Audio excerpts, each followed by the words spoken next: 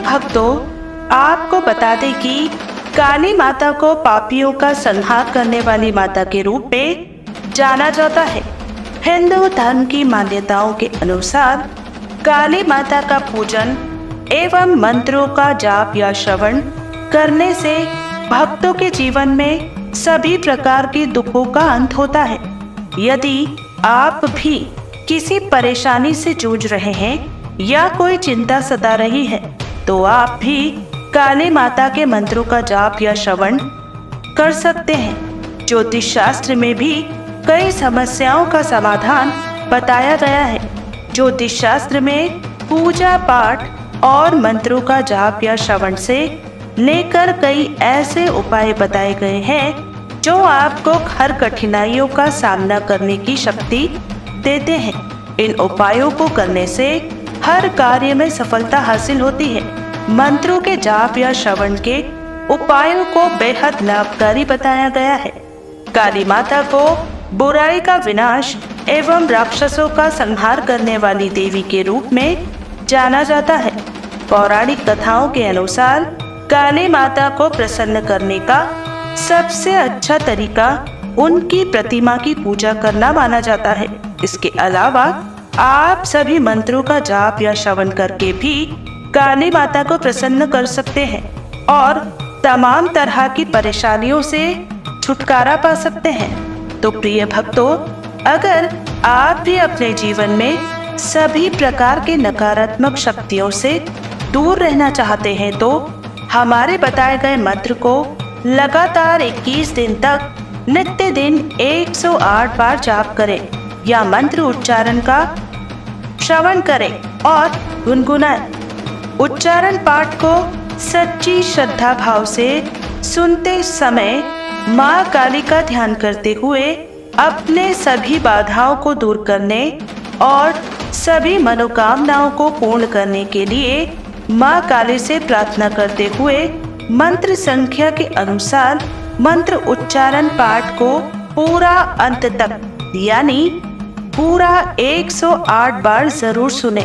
आपके जीवन में सभी प्रकार के दुष्ट शत्रुओं जैसी नकारात्मक शक्तियां दूर रखने के साथ साथ माँ काली आप सभी की मनोकामनाओं को पूर्ण जरूर करेंगी। तो भक्तों, यदि आपको ये वीडियो पसंद आए तो कृपया करके इसे लाइक, शेयर और हमारे चैनल राधे कृष्ण वैदिक को सब्सक्राइब जरूर करें। कमेंट में जय माँ काली लिखकर अपनी उपस्थिति जरूर दिखाइएगा। तो शुरू करते हैं। जय माँ काली, हर हर महादेव। माँ काली का महामंत्र इस प्रकार है।